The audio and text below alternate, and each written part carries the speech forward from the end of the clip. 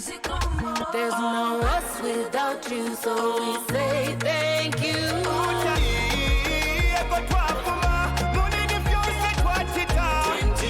Started from the bottom, now we are here.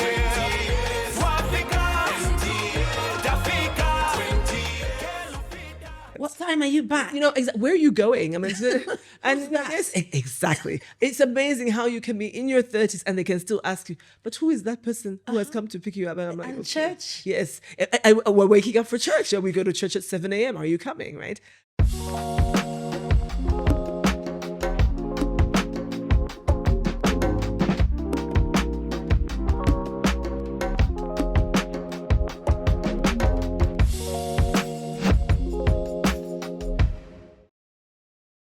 Welcome. Thank you. We've laughed already, so you know the conversations has already started. And the first thing I had to say is that you brought the Nigerian of Monica into the room with your dress. I cannot, start without saying that you look absolutely amazing. Thank you. Thank you Really so great. much. I mean, that was probably one of my favorite things about living in Nigeria, clothing. I can't wait to get And there. designers. I mean, every year the design scene just changes, or the fashion scene Yeah. changes, right? Yeah. No, and timeless as well, right? Yeah. I really want to get to that. But first of all, for lots of people who may not know you. So when I looked at what Monica does and who she is, there was this long list. Lawyer, entrepreneur, business lady, leader, CEO, corporate affairs. The list is long. But what stands out the most for you as Monica Musonda? What do you say that this is who I am? So I actually have to say I'm a mother. I think that's probably my most important job, or who I am. And I was a mother later on in life. Yeah, So I'm 42? Yes. Yeah. So I was a late bloomer, as some people would say. But I was a mother to many people before that. Yeah. So it's something, I'm the only girl in my family. And so it's something I took on very early in my life. We look after a lot. It's a thing that Zambian women do. So I've been a mother to many before I had Amara. And that's the one thing I think that has really shaped my personality and who I am. But shaping your personality, but it was shaped before. Yes. Because Amara your daughter is 7 years old now. Yes. But your achievements before that have been huge. So I guess the mothering would have been having looked after, been a mother to so many, I guess. Yes. So take me back to how all this started. I'm really interested in the fact that you studied law. Was that like a what? Did you grow up saying, I want to be a lawyer? Were you just, and you're a very calm person, so I kind of see that character in there. So how did that come about to say, this is what I want to do? Then you went on to study your master's in corporate law. Yes. You could have chosen an easier route. So how did that, how did that work? So I've got to say, I really did have the passion for law. It wasn't, I didn't change because I didn't like it. I actually loved it. And from a very young age, wanted to do law and talked to a lot of people about it. So there are a lot of people earlier on in my life who helped me choose, make the decisions and which way I wanted to go, which law I should be studying, where you should work, why you should work there. So I had a very exciting, I would say, journey in the law, a very open, different, varied. And every time I changed careers, still in law, it got bigger and better. Yeah. And it was really because I knew that's what I wanted to do. Nice. And I did it. I feel that I challenged myself to do it well and challenge myself every time when I changed the job to do better. So as you know, I started here, and I think many people don't realize that I'm actually Zambian trained. I'm a Zambian qualified lawyer. From University of Zambia. So before, the big jobs, I actually had my foundation here in Zambia. That's really important, actually. So from here is where everything then opened up. But it was very intentional about where I wanted to go, what I wanted to study, why I studied that, why I studied corporate law was because I knew I wanted to be a corporate lawyer. So I haven't worn a wig and a gown as most Zambian lawyers wear since I was called. Yeah. So many people might say, well, she's not a real lawyer, but I'm very much a lawyer, but I just didn't practice law. I didn't have to go to court, but that was a decision I made. And it was a great one for me, right? I worked in-house, which means I worked for a firm, for a company. I had one client, which was a company. I also worked for many clients. I worked for IFC. They had many different projects. So I've done it all, right? So it was really, and as I said, I loved it, but I think there's a time for everything. And then coming back home, I realized I've done it. Nice. Yeah. So we had a conversation a couple of weeks ago with somebody else who talked about intentional decisions in her life. Because one of my questions was going to be about, well, do you think this all did it happen by mistake, or were there coincidences, opportunities? Probably intentional decisions as well as opportunities came your way, I should imagine. And that was very interesting with her, because she was like, no, I was really intentional about this because I knew what I wanted to do. So from a young age, what did that look like? Your father, just give me a background on his career. Sure. Did it come from there, or your parents rather? Because I know your mom's an entrepreneur in her own way. Yes. I'm so glad that you said that. And she'll be very happy, actually. Very happy. That you've called her that. She thinks it's like a cottage industry, so that's very good, actually. So no, it's interesting. So I come from, my parents are academics, actually. My dad and my mom were, my mom was a teacher, a mathematics and history teacher. My dad actually started his career as an academic at the University of Zambia. And then very fortunate, then became a diplomat. So that was their journey. But what's really interesting is that my dad comes from a very humble background and had to really struggle to get where he was. He's was educated in the US for all his degrees. He's a PhD holder. But it was such a struggle for him to get there, and very, very self-reliant. And therefore, I think understands what it is to struggle, but also understands when you struggle and work hard, the results are evident. And that's what he really planted in me. And every career step I've taken, even on a personal level that I've taken, my dad has been very pragmatic, because that's the person he is. I think so. Yeah, I think also, living in the US for over 10 years, I think that's also a part of who he is. He's traditional, but not, It's very open-minded. Yes. I find him, yeah. And it's interesting because I'm a single mother, and when I decided to have Amara on my own, my dad was like, is this a decision you want to make? And are you prepared for the society pressures? Because we as your family will support you, but are you ready for it? And I said yes, and he was like, go for it. If this is what you want, we will support you for it.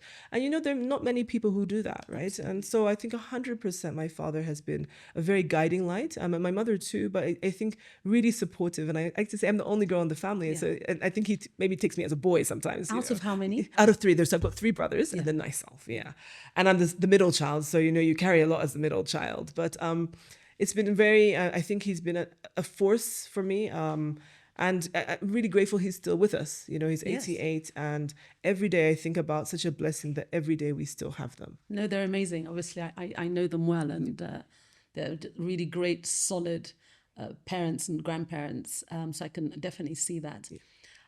Now you've taken me to somewhere I was going to go a bit later, talking about your daughter. Did you feel pressure to have a child, societal pressure or internal pressure to have a child? Because you had her at 42, which in hindsight, people would say that that's much older. I have friends who have had children in their 50s, okay? And it's fine. But did you feel a pressure within yourself, or did you feel you'd gotten to a place where you're like, this is my time now, this is me, and this is what I need to do or would like to do? So it was less about societal pressure. I think being older, that had kind of fallen away, and people had the expectation that it was not going to happen, right? I think when you hit 40 and people don't see any movement, they're like, well, actually, maybe there won't be. And I think now we're seeing and appreciating they are women who don't have children, very successful, or they've decided. There's some people who don't want children. Yes. And I think we're seeing a lot more of that now. But it was more a personal issue. I felt, what was it all for? I had done so much. I had focused, I had built, but what was this all for? I felt that something was missing for me. And it was really actually a personal pressure that I really wanted to do this. And I spoke about it to people who were close to me. And we went through many rounds of, difficult discussions and difficult situations to reach that point. And I got to tell you, when I was pregnant with Amara, if she hadn't arrived, I probably wasn't going to continue. Because I just said to God, I was like, if this is your will, then, and I've done everything I could to fall pregnant and have a child, and if it doesn't work out, then I've accepted that. Yeah. But Amara came, right? And, we're really grateful for that. But it was less, I think I've grown up a lot, and it's probably less about society. I really don't care anymore, actually. Right. I was hoping you'd say that. Yes. I can't imagine looking at who you are and everything you've achieved. It's not about anything else. Probably your most important opinion is your family. Yes, exactly. And they said, go for it. We are here to support you, right? And they have, it is definitely not easy raising a child. It takes a village. It's true. And grateful to be in Zambia, because having lived abroad on my own, how hard it is to look after oneself, to look after a child who needs constant care and guidance. I couldn't have done it if I wasn't at home. No, I totally support that and agree with that. It's very difficult outside. So also looking at that, you've lived in so many different places and worked in so many different places. Hence, we had a little conversation earlier about accents. Yes. Where did that accent come from? Where did she pick up that accent from? So tell me about your journey living in Nigeria. I've been to Nigeria a couple of times. I find it the most delicious, Lagos only, the most delicious city to be in for a short period. Yes, I was going to say that. How much can you take? A couple of days. Yeah. So tell me about the work you did there for Dangote, and how long you were there for. I just want to get that feel. I wanted the food. Yeah, everything. So interesting. When you said it's about opportunity, I met Mr. Dangote purely by luck. I was in a boardroom in DC, and he was being financed by IFC, who I worked for, and walked into the boardroom, and I was the only Black person in the room. And he was very curious. First he said, where are you from? What are you doing here? And it was a time where he was like, but everything is happening on the continent and you're sitting in a boardroom in DC. Why? And I said, you should come and work for us. He said that. And he said it, I thought he said it just by the way. And then I followed it up, and I actually took him up on it, right? I said, could I go do it? And he was like, absolutely, because we're expanding the business and I'm hiring a whole bunch of different people. And he hired a gentleman called Tony Hadley, who was the head of cement division at the time. And Tony then took over discussions to get me to Nigeria. And that was great. So it was really opportunistic. I had also been to Nigeria several times for short stints. And I actually thought, how bad can it be, right? How difficult could the transition? But it was actually a shock to the system. It is actually quite a difficult life. You almost live like a country in your own home. You sort out your own water, you sort out your own power, your surge, you do everything yourself. And if you are not part of that, you don't even know where to start, right? So literally when I landed, the company had to do all that for me because I was not going to manage. Yeah. Just to figure out who was going to collect the garbage, what day was it, or to put diesel in a generator. I didn't even know where to get the diesel, little things like that. So the company had to sort that out. But once that was all settled, then everything was normal. Nigerians are very like Zambians. Very big on family values. Yes. Very big on, owning you. So I get there. They're very quick to help me find a church. Very quick to help you. Nigeria is so traditional. Yes. You have to cover when you go to church. Well, I'm Catholic. Yes. You cover your head. I think it's very old traditional Catholics. You cannot go to church unless you covered your hair, right? It's very Filipino, very Nigerian, which in Zambia we don't do. No, we see. don't. So all that I had to learn, but it's very family oriented. So quickly found a family, if I can say that, the Ajais, who been my family for very many years. And they took me in and they helped. I stayed with them for 6 months before I found my own place. And it was the best thing. So it's chaotic, right? I think Zambia is in no comparison, but it's very similar, So it is I felt at home after I got over the hill. I felt very respected because I think they really appreciate experienced women, people who bring something to the table. They are very open because they have a lot of very powerful women, right? Definitely. So it's not a shock to them when they see they're like, oh, another one, right? Yeah. So they like that. So there wasn't a weekend, there wasn't a wedding. So there's a lot of owambe, a lot of party because they do that. Yeah. And they send you fabric and then you have to make it. So you got into the system. Every weekend there was something. Yeah. Baptism, yes, wedding, exactly. engagement. A funeral. Yes, even it's a all funeral. a celebration. All of it. All of it. So I got to say I loved it, but it was hard work. Huh? It was work hard. And you were corporate affairs director, legal and corporate affairs director right. for the Dangote Group. Yes. Does that mean you were looking after not just Nigeria, but this is now part of their expansion plan to the rest of Africa, right? Yes, exactly. So even included Zambia. And you were a youth? Were you not a youth then? Yes, I think so. When does youth end? Youth here Yes. it ends at 35. Yes, I was a youth. I listened to the radio. And apparently in other countries it ends at 45. Okay, so definitely I was a youth.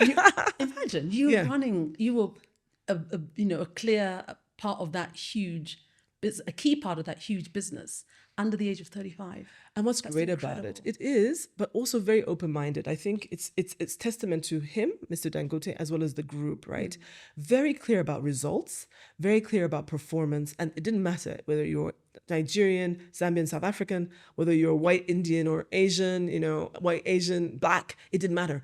As long as we agree on what you have come to do, you deliver on that, all is well. But delivering on that, Mr. Dangote worked hard. Yeah. If he was up at 2 a.m., you were up at 2 a.m. because that was what it was. So it really was a change for me. It really shaped me as well. I think Obviously. it was the greatest experience working with someone who's so significant. There probably isn't a president I hadn't met because of him. We did even I was saying travel all the time. I was saying to someone who was at I think it was at Goldman or JP Morgan, we were thinking about a London listing, and we had to see all the investment banks, but we had to see all the presidents of investment banks, not the guy who sits in London. We were in New York, so I met Jamie Dimon, Lloyd Blankfeld. So Jamie Dimon is the head of JP Morgan, global, right? Lloyd Blankfeld was the head of Goldman Sachs. We were sitting in boardrooms with these people. What an experience, right? A little girl from Zambia to be sitting there at the pinnacle with a great African conglomerate. It was significant, and I couldn't take it back. I'm so glad I was able to do it. And it grew you. I mean, you've said this, obviously. Yes. And you could hold your own. And I was no longer afraid, right? It is possible. Yeah. I think that's what the group signifies. I think, how big is your dream? Mr. Dangote's dream is big, but how big is our dream? And I think that's what challenged me. Like, are you dreaming, Monica? What do you want to do? And how big do you want it to be? And that's why I came back home, because I was living Mr. Dangote's dream. I needed to live my own dream. That's amazing. So he also looked at people individually and said, okay, fine, you're here, but where do you want to go with this? Well, he didn't quite say that. I think he would have been happy if we stayed with him. But I think he's also very pragmatic. He knows that he has people for a cycle. There's some people who stay on very long with him. There are the rest of us who leave. But we still have very good relationships. I still sit on his board. He's still in touch. He sent me a birthday wish last year and asked about Amara. I mean, he's very personable, I've got to say. I mean, this man is really busy, but he remembers the small things, So I used to come home a lot. I used to insist on coming home, like, to see my parents. And he always said, Monica, you and your mother, you're very close. Go and see your mother. Go this weekend. And he always used to say that. It's very interesting. And he got to meet her. She came to Lagos a few times. And then when I had Amara, he came to see Amara in South Africa. And he met Mom as well. And he was like, you're the woman that Monica always used to come and see. So it was really nice. Yeah. It's really awesome. And then when did the conversation happen when you decided, I'm going to go back home? What did that look like? So actually, it had been gradual, because we used to come a lot to Zambia, and he was really surprised, but he was very pensive about Zambia because he just couldn't understand why there weren't enough businesses owned by Black Zambians. He was, every time we were building a plant here, so every person who came through was not Zambian. So he used to say, Zambia is so different. Why do you guys just work for people, things like that. And, it made me really think about it. And also seeing what he could do, I was like, it's clearly not rocket science. I mean, it doesn't have two brains. Why can't we do it here? And so I began to think myself about my transition home. I also began to really question where I wanted to have home, because I had lived abroad. That was 14 years. And I was like, am I going to live in Lagos all my life? Or am I going to find roots somewhere? You're getting older. Where is your home? So it was the right time to have those questions, the right time to really engage him about exiting, to do my own thing. But again, it was gradual. I mean, you don't leave people like that with a notice. No. So it was over a period of time, and then we finally agreed that okay, this date you can go, and I came home. It was a really difficult decision. It was hard to leave quite a lot of money on the table. And what was coming home like? Obviously there was already a plan, because now, like, okay, we're thinking about Java, but the way you went to Nigeria, and then you had to do the water and the garbage. What was that? That's the personal side of coming back home. What did that look like? Well, actually coming home to Mom and Dad. Because remember, I hadn't lived in Zambia for so long. So I was actually adjusting as in my late 30s, coming back to live with your parents. What time are you back? Where are you going? Yes, exactly. It's amazing how you can be in your 30s and they can still ask you, but who is that person who has come to pick you up? And I'm like, and okay. church? Yes. We're waking up for church. We go to church at 7 a.m. Are you coming? Right. So we knew that was not going to be a very long stay. Right. So we didn't want to upset anybody. Yeah. But so that was a transition. I hadn't lived at home since my 20s. Yeah. So to come back to live with them and to live amongst their rules and also to start a business, right? So they didn't understand it 100%. They were like, why would you? And then maybe they secretly thought it's a phase. She's just going through some midlife crisis and she's just going to tell us she's going on to the next job, right? But now, my dad always says it was the best thing for them as well, to have me back with them, to have me at home with them. They've grown older, but we've been here with them to help them adjust, into retirement and as they slow down. So being here, all of us and all my siblings, except for one, is back now. And I think that's been very good for them. It's really difficult if all your children live abroad. And although they're very self-sufficient, right? It's still not enough, so it's been good. Was there, aside the career conversation, was there pressure to find a partner and to marry? It all goes back to what we talked about before. Was there quiet pressure? Or? Not for my parents. Right. I think for my maybe relatives, aunts and uncles who kind of say, so when are you getting married? But then later on, at some point, they stop because now it's no longer, they're probably thinking, who would marry you anyway? You're kind of old, so, and I think it just got quiet. Yeah. But never from my parents. I don't think my parents ever sat down and said, you have to get married. I should imagine not. So I've never, and I'm really grateful for that. That's not the pressure I have. Yeah. No, and I hope for many people that's not the pressure they have because. Well, I think it's really changing, and the most important thing is to come into your own, to be happy. Yes. Right? Too many people make the wrong decision. To be happy, and which clearly you are, and have a beautiful story to tell. And to control your happiness. I think you make the decisions, right, to be happy. Because you can be on your own and you can make the decision to be sad or angry all the time. But we have to decide. Life is short. To do what makes you happy, what pleases you, right? What are you waiting for? Waiting for someone to allow you to be happy? Yeah. Take that decision, right? And I got to say, I live by that all the time. And I love that. Like, you're not feeling well today, although you don't look it. And you're like, I have to take my daughter away. We've got 4 days together. Yes. And that's what makes. I owe it to her, Chana, because think about it. She's been so busy the whole school year, and I have been busy, and I feel that I haven't spent enough time. So I owe this to her. So sick or not, we're going. We're going. Yeah, awesome. I want to talk about Java. Came on the scene. Look, now noodles are huge in Nigeria. Yes. It is a way of life. Okay, and noodles are eaten in the same way that you've presented and positioned it. Here it's fast food, but it's good for you. It's good for you, and everyone can eat it, and there are different ways to eat it. How did you decide on the noodle business, which has grown into other things? How did you decide on that? So really, just by doing the research. So when I came back, I didn't know what I was going to do. I actually looked at tomato paste. I looked at different things, but I was really looking for the gap. And I often say this to people who are starting their business. Sometimes it's just right in front of you. You have to kind of solve something, right?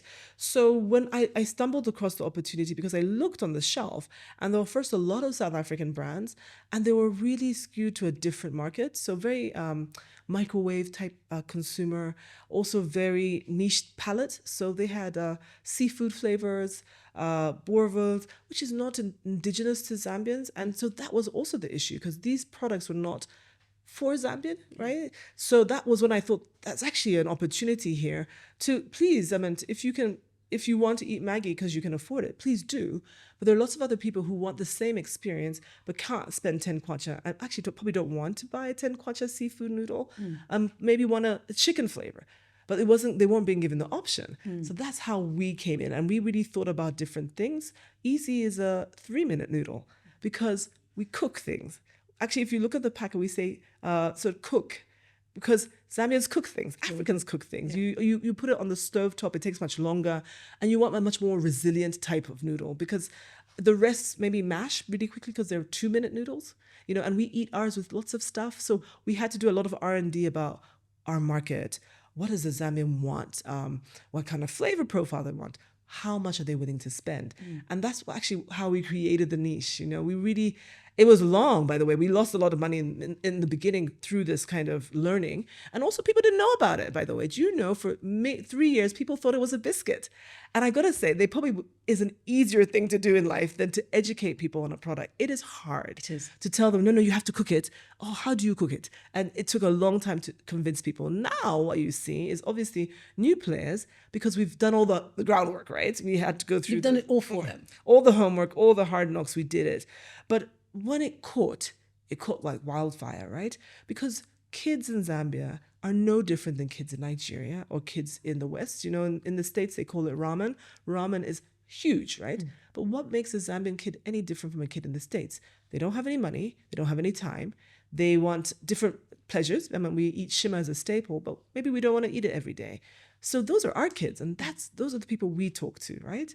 So it's been a really interesting learning, growing the business, learning about Zambian consumers, learning about how to sell. I didn't live here before, so I didn't know how to really sell. Learning how to grow a business. There's no us without you, so we say thank you.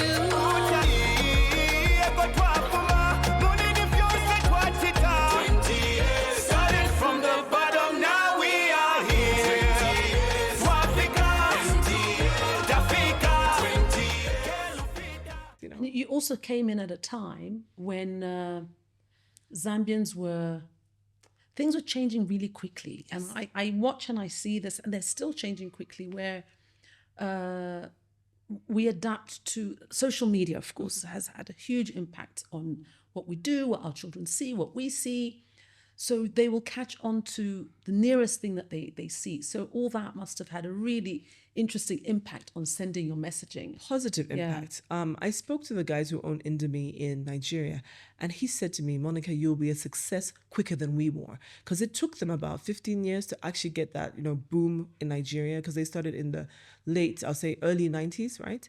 And it only really hit in the 2000s for them. And he said it's because of social media, because now we speak to our consumer a little bit more convenient, direct to consumer messaging, not as expensive. You can, it's everything has changed. And he was to some extent right, because if you use the platforms correctly, right, you're able to really get a message, particularly our audience, young, right? They're always on their phones or their tablets. And it's a lot easier for us to connect. Yeah. However, what I'm struggling with, and I'm still trying to learn, is you have to be on message. You have to know how to speak to them. Yes. Gen Z are completely different, so maybe, and I'm a millennial, I think I am, yeah. How I would want something sold to me is very different from how they want. Yes. Their humor is different. What they find as fun is different. So I've also had to learn, we have had to learn how to speak to them. And it's really it's in progress, right? I often get stopped to say, well, you should have used this influencer instead, because they're always on message. But we learn, right? But I've got to say, it's definitely a lot easier than it used to be. So with Java having made its journey where we now, we know where we know how to reach our consumers, we know who they are, you've done all the research, and as we said, others are benefiting from it, which is fine. It's okay to be the leader. How did you get financing for something like that? Did you get support from your connections? Because it's not that's a big part of setting up a business, even as a startup. Yes. Being a startup, is it easy to be a startup here? So that's a great question. I think having in the early stages, money is important, but it's not the only thing. I'm going to say that. I always say, if you have one client who pays you on time, every time, that's all you need, right? So you don't need a whole stash of cash to start, but you really have to have certainty that you're able to cover your expenses when you start. So I like to say you don't always need this bag of cash, but financing is important. And it's not just financing, it's affordable financing. So if you're going to be borrowing money at 40% per annum, right, I think you're going to fail, right? That is unaffordable. It doesn't make any sense, right? So in Zambia, the biggest crisis is that it's really hard to access money for growth and affordable money. So for us at Java, I started off using personal funds. I had worked for quite a long time before I set up the business. So I used all my personal savings, and then I did a friends and family round which is basically going to people who know you and who trust you and who know you're not going to take their money and buy a Benz. And I did that round very early on with, I think, 6 people who gave 50K each. And we put that in the business to grow it. And then in 2018, we did a very big round. We raised $5 million. And from 2 very big investors, one based in East Africa and one based in the Netherlands. And that really pushed us onto a much bigger scale. Because I think in the early days, we were just really, growing, trying to figure it all out. But at that stage, we knew that it was really going to scale, right? And lucky we raised then. I think the macro environment was, we were able to raise money for Zambia. I think a lot has changed. People, investors and money go where they know they can make a return. So I think after 2018, probably between 2018 and 2021, it was very difficult to raise money because people were very unsure about the Zambia risk factor. And COVID? And COVID, of course. I mean, it put a lot of pressure on businesses. And then after that, now we're seeing a lot more funds coming to Zambia. So you'll see a lot of things. I was saying to someone just yesterday that you hear about gender lens impact funds. So something which was never existed when I started the business. So they fund women entrepreneurs who are doing, impactful businesses. That is so new. I mean, it's great because it means that they're seeing the success of women-run businesses and people want to back women-run businesses. But you can imagine when I started the business, there was nothing like that. So it's great to see a lot more financing come to the fore. We've got to challenge more women to grow their business and not be afraid to take debt. I think people are always, and it's a cultural thing. You don't want to borrow, right? You're like, oh, don't borrow money. But really to scale a business, you really need financing, and you should take what's available if you don't really understand how to take an equity partner. So yeah, we've raised, it's hard having shareholders because now I report to a board. I still run and own the business, but you imagine I have a board meeting every quarter. I have to share finances every month. I have to justify decisions. So it puts a different dynamic onto how we run the business, but definitely helps us because now we're not some, little business at the corner, right? We are Monica's shop. Now it's serious. You can tell me, do you want audited accounts? I'm like, which year do you want, right? I have auditors. So it really puts us, and that's what you want to see, right? You want to see the transition for businesses from SME or startup into a growth business, which is actually properly run. Did you learn from your time with Dangote? Because you mentioned the different spectrum and rainbow of employees and where they came from. Are you deliberate about your employer structure? Do you employ just Zambians, or you want them as youth, or do you have a deliberate stance on who you employ and what that looks like? I do, actually. I do. And please allow me to explain this without sort of judging it. I actually really want to employ Zambians only. Right. Because in manufacturing, often enough in this country, the Zambians are really at the bottom. They're really machine operators. And it's not a sense of owning the product that you make. You're just making it, right? And you see that across the board. I mean, I think as you go further up in manufacturing, there are a lot of expats, right? And I really just felt that the only way we're going to build competence and capacity is if we empowered Zambians. So my very first deliberate goal was to hire Zambians only. Of course, the big challenge was we were the first instant noodle manufacturer in Zambia, and you couldn't find the resources, right? So we did hire some expatriates, but I hired expatriates who looked like you and me, Chana. Right. So I hired African expatriates. So I have my production manager is from Kenya. And so that in that way, everyone knows that we're part of the team, that, we understand each other. There's not a sense of talking down to your staff because we're together kind of thing. My head of maintenance is from Nigeria. And these are both countries where you have a lot of capacity on the noodle manufacturing side. So that was very deliberate. So all of us are Black African, if I can say that, but very deliberate about training capacity, about rewarding excellence, about promoting. We have a really great story of a lady called Barbara, who actually was was privileged to meet Janet Yellen when Janet Yellen came to Zambia.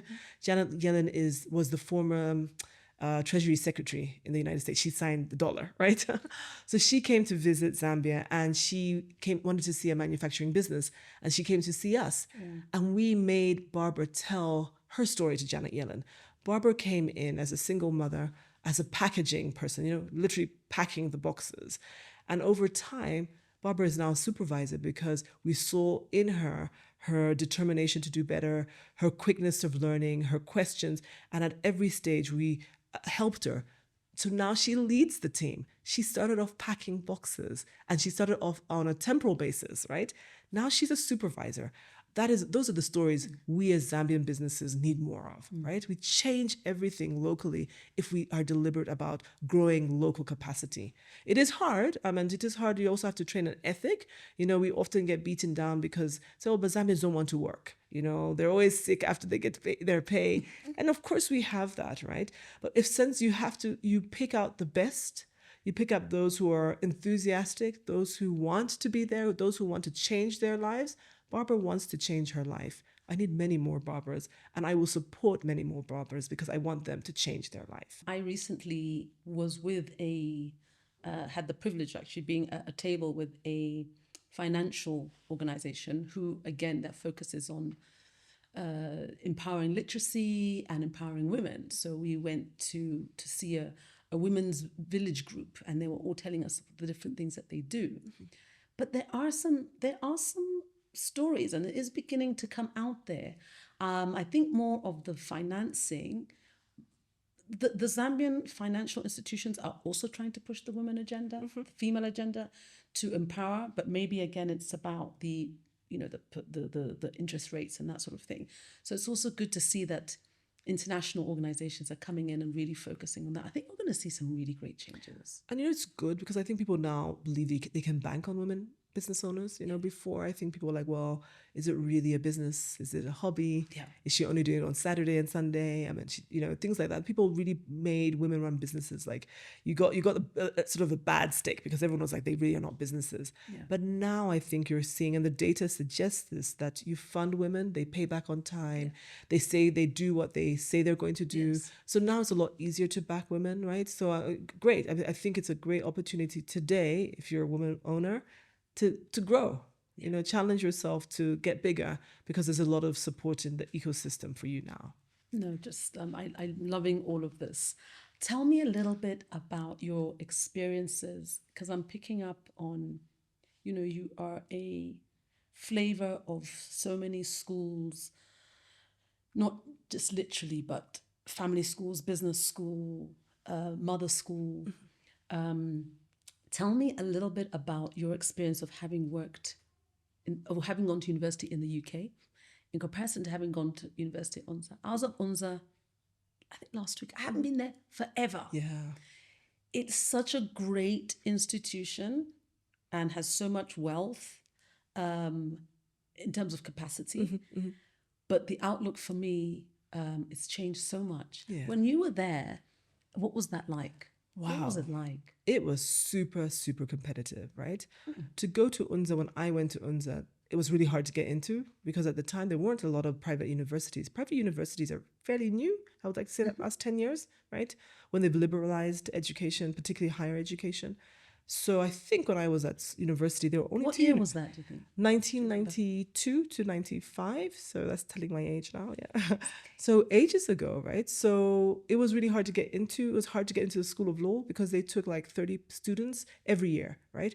And this is out of maybe 300 applicants, you could down to 30 or 40 students. What is it now, do you think? I think a lot bigger now. Look, Yeah. I mean, your and population. Also options, yeah. Yeah, the population has grown. And I think maybe they've now increased that. So it was really competitive. And mind you, you have students coming from everywhere. Yes, it was a regional hub. Yes. Yeah. So for me, who grew up fairly sheltered or fairly privileged, you go in and you're meeting a guy from Kawamba Boys, who is there fully 100% on a government scholarship, who doesn't have very much, but who is determined to make it, right? You meet lots of people from different backgrounds, right? And it really, I really liked the fact that I went because it grounded me a lot. It grounded me because I realized that, it's you can have everything and have nothing, right? Because I had everything. I was coming into university having quite a lot of privilege, but I could have been at the bottom of the class, right? These kids who had had to survive, we're doing so much better, right? But it made me, but I'm ultra competitive, right? So I was like, there's no way I'm staying behind, right? So that people knew me, that we were going to be together, even with my accent, because so they teased me a lot because I had every class accent being every class I went to, someone would repeat what I said in accent, mimic me. But ultimately, right, we became the best of friends. And what's so great about this, some of my class, exceptional people today are high court judges, Supreme Court judges, they're diplomats, they are significant people in this society. And it helps because now I can just call them, right? I can make a few calls because I went to school with these people and there's that mutual respect. Yeah. That is a great thing. Yeah. That is a great thing. Yeah. And then in comparison to your time in the UK? Okay, the UK was interesting, very international. So I went to the University of London, which had lots of students from all over. Of course. And it was really interesting to understand different cultures. But also master's levels is so different, right? It really is about you. It's about what you're putting in, about your views on certain things. It's a very different. Whereas undergrad, you're taught certain things. You're taught about contract law, about negligence. You're taught these are the principles. At master's level, they challenge you to think. They challenge you to say, well, this is the situation. Who is liable in your opinion, right? Or what should we be doing? How do you solve this problem for this company? So it's a very different type of environment. So it challenged me to think differently. And I think it's great because you have to have much broader view. And so masters really does that to people. I think it's, I would encourage everyone to do masters actually. Not kill yourself on the undergrad, but think of what happens next. Yeah. Because you're applying it, basically applying your knowledge. So I actually, there's a time when a couple of years ago, actually, every nephew or niece you meet, what do you want to do? Law. What do you want to do? Law. Well, who's going to do everything else if you all want to be lawyers? I love that. What's the attraction to it? Yeah. I mean, look, I think it's in Zambia of late, it's quite the career. Yes. Also been very successful. I think we've seen a lot of very prominent, very accomplished people become lawyers and do very well. So I think that's what has that pull, as opposed to entrepreneurship, which is a slog. And I think people don't really want the slog, right? So I think that's some of it, some of the reasons. Yes. And also you charge your time. You own the intellectual property because it's you who gives this. So I think it has that attraction, but now becoming very competitive. I think they're graduating over 1,000 people every year. So now it's really, what else can you offer? Because there's so many lawyers, right? So I think people need to rethink that's what I think. Whether or not you just want to be a lawyer, or do you want to do different things? And that'll be interesting what happens now, right? Are there many corporate lawyers? Must have a lot of corporate lawyers in Zambia, do you think? So the difficulty is the size of the market. You see in other environments, you could just do M&A work because there is M&A work every week. In Zambia, I mean, we probably have had 2 mergers in the last 10 years in the financial services sector. So I don't think you'll survive if you only did waiting for M&A work. Yeah. I think what we see with some of the firms here, they definitely focus on corporate law. So, but they are multidisciplinary firms, so they do everything to keep the lights on. I don't think yet we're at that point. Yeah. What kind of conversation do you think you'll be having with your daughter about her career or where she wants to go, where she should go? What is going to be your advice to her? What probably is already, now 7-year-olds today are the 15-year-olds of yesterday. It's scary, Chana. You know why I say that? Because the careers that we understand or were encouraged to follow won't be careers in the future, right? And so it's one of these things that we're alive to, and that I often talk to her about focusing on her strengths. She's very creative. She likes to draw. She's very imaginative about those. So for me, that would be what I want to encourage. And I do little things like we try as much as possible in the summertime to get into a camp because it allows her to interact with other kids who are from different backgrounds. Also, just to give her a broader view. So I don't talk about this is what I want from you, or this is the career that I want from you. I talk about where do you want to see yourself? Yeah. I mean, she doesn't even need to live in Zambia. I didn't live in Zambia until I was in my late 30s, right? Zambia's not going anywhere. You're always going to be Zambian, right? I was like, just fly, do what makes you happy, learn, see the world. The world is huge, right? If you want to go live in Hong Kong and sweep floors, do it. Because what you will learn out of that experience will change your life, right? So I'm very open-minded about it. Yeah. So we also talk about this in the environment where I spend a lot of time, is the fact that we are teaching children for careers that we don't know about. There'll be jobs that we don't know about, but we have to teach them how to be resilient. And that resilience is about being true to yourself, understanding yourself, similar to what you're saying. Yes. Building confidence so that your child can be, we call it, a citizen of the world. Yes. That's what we want to do. That's exactly what we want to do. I think that we won't help our kids if all we think about is Zambia, right? Because the world is changing so quickly, right? And what keeps you going when you wake up in the morning? You're like, am I a mum today? We know that that's key. But when it comes to business, I'm sitting at a board table today. I've got a meeting. I've got a conversation with Chana. Yes. What when you wake up, what is the one thing around business that keeps you going? So it's busy right now, you know. It's a real struggle, I've got to say. Even we could hardly schedule this interview, right? Because right now I'm trying to do many different things, and it seems like everything is coming together at the same time. It was never meant to be like this.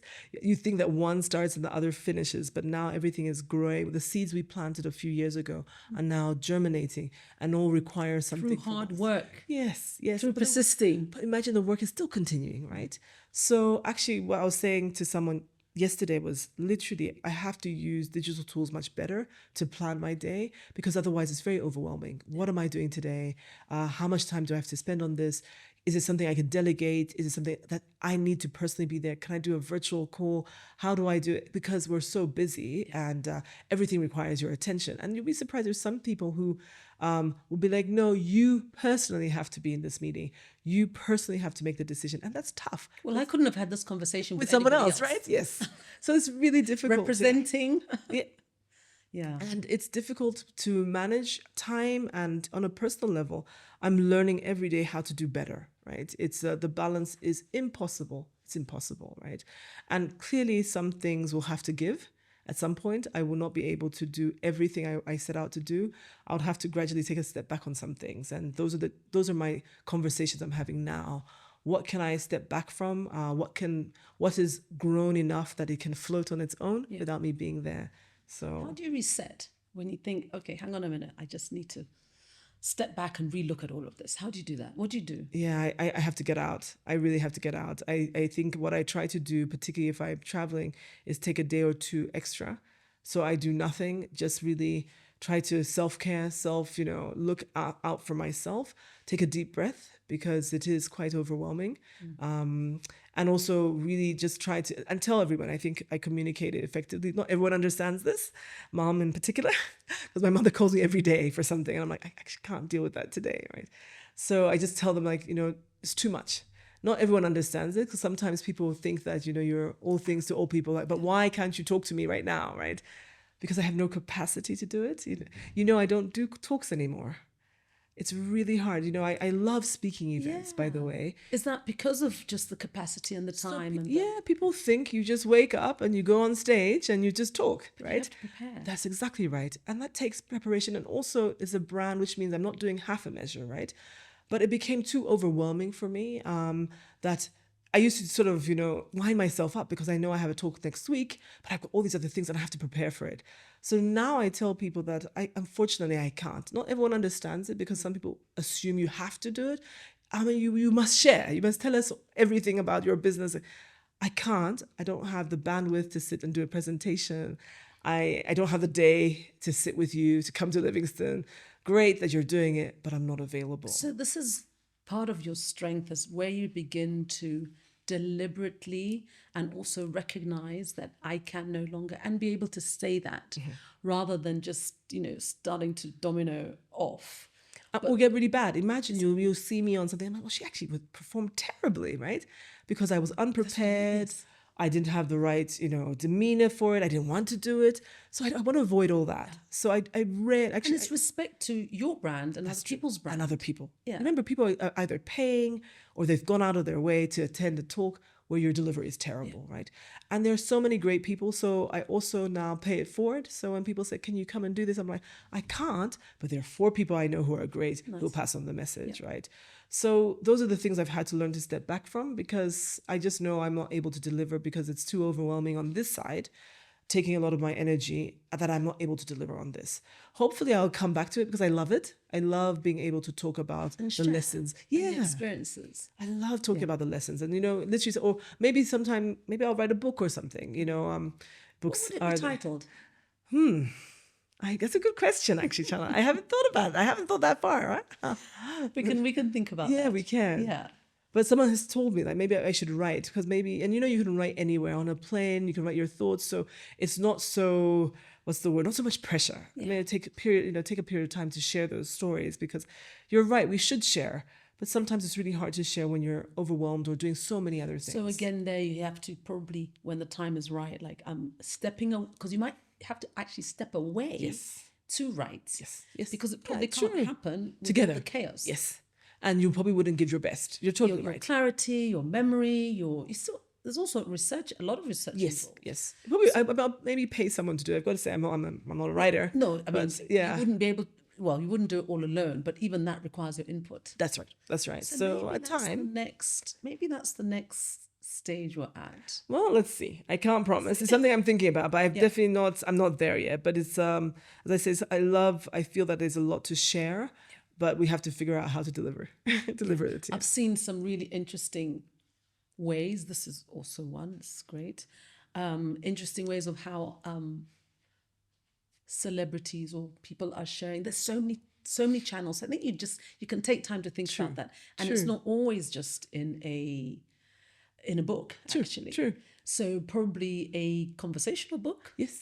It's also a good option. I've seen TikTok is doing quite a lot. Yes, it's very interesting, actually. Yeah. So maybe just looking out to see what then best suits you, and also suits who you're trying to speak to. I think, because even they're busy. Yes. Yeah, I don't know what was the last book you read? Okay. So I read several books at the same time.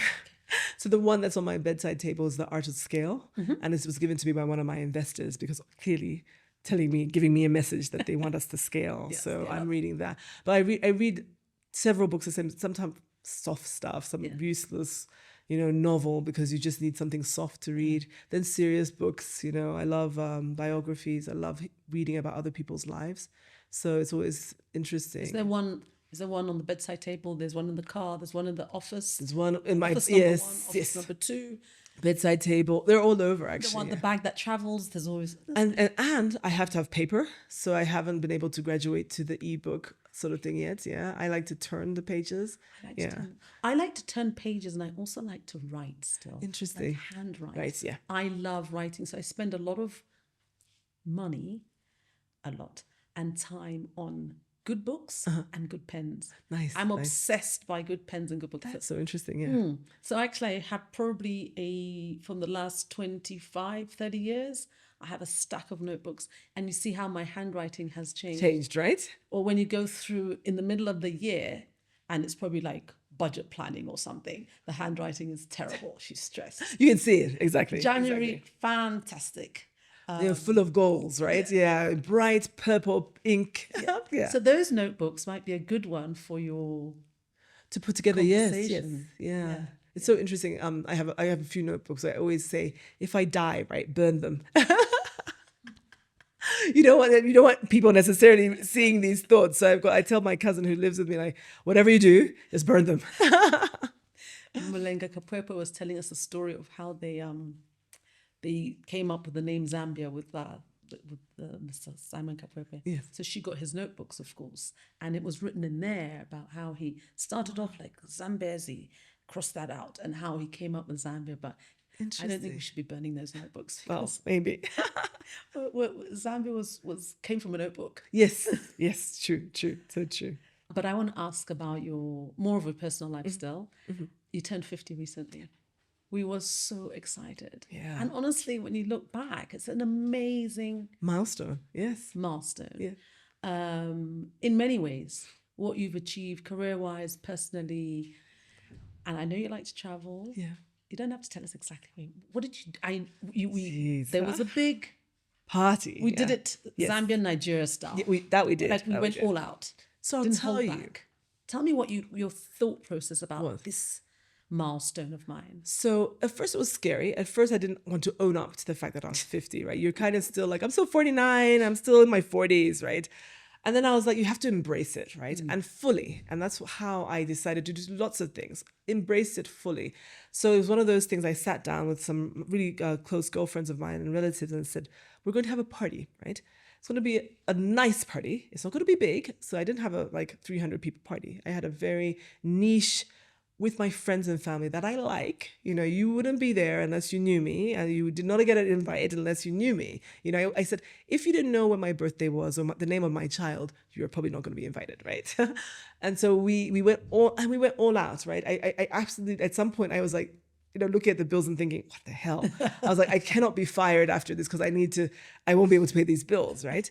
So we went all out, but I did a number of things to lead up to the party. The party was probably the last thing. So I had a board meeting in Nigeria and I did a fantastic photo shoot, and it was awesome and fun. You know, she was such a great photographer, made it fun. She made me change. You know, Nigeria is loud, proud. We did everything, you know. I remember the lady saying, is this all the jewelry you have bought? You know, Nigeria. I was like, yeah, is that? That's She was all I like, have.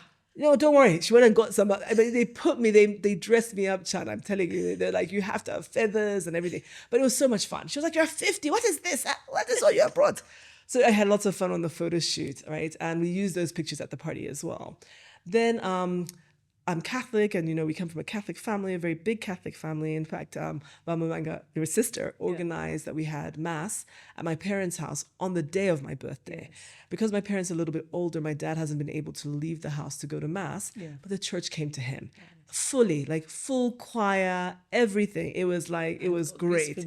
Yes, it was so great. And so we were so grateful to celebrate this milestone with God, with my parents and family at home. So that was great on the day. Then a bunch of my family members, my close family members, got up one weekend and we went to Vilanculo in Mozambique. Yes. Oh my goodness.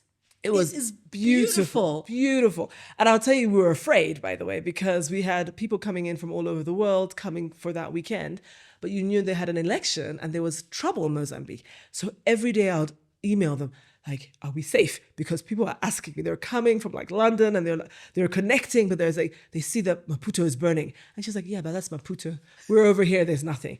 So we went in and out. We spent 3 days in Vilanculo, which was awesome, beautiful. Yeah. And then crowned it off with the party. So I got to say, only do this when you reach 50, because the bill for celebrating it is a real bill. It's a real bill.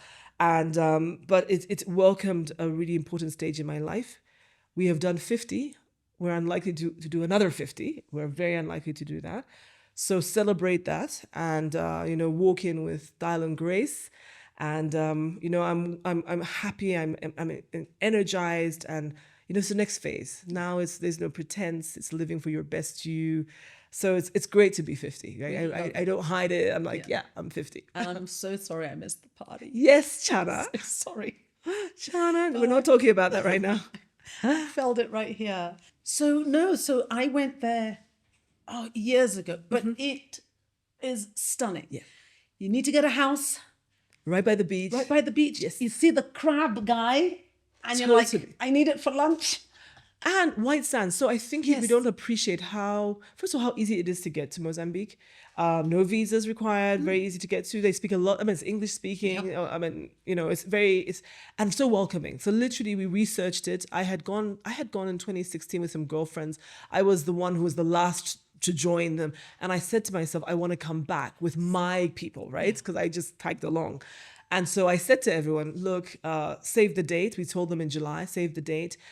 Come to Vilanculos. This is the route. Just come. Everything will be provided for. And that's why I'm going to tell you that poverty is my situation at the moment, because I'm still paying the bill, right? But no regrets. We had to. We paid the bill. But it was awesome. And they did such a great job because they knew it was my 50th. They got one of the dinners we had, they got a band. They taught us, you know, the Mozambican dancing. We ate fresh fish, fresh crab. fresh seafood every day, Stunning. right? Yeah. And it was definitely worth it. It was 3 days. It was, you think that, you know, you need a long time. It literally extended weekend. So went on a Saturday and we're back on Tuesday. It was perfect. Oh, no, perfect. I'll definitely go back again. No, that's a great note to end on. And I'm so excited. I'm beaming myself. And I hope you've enjoyed the conversation for now. I have. Thank you so much, Monica. Thank you for having me. Yeah, no, really awesome. Thank you.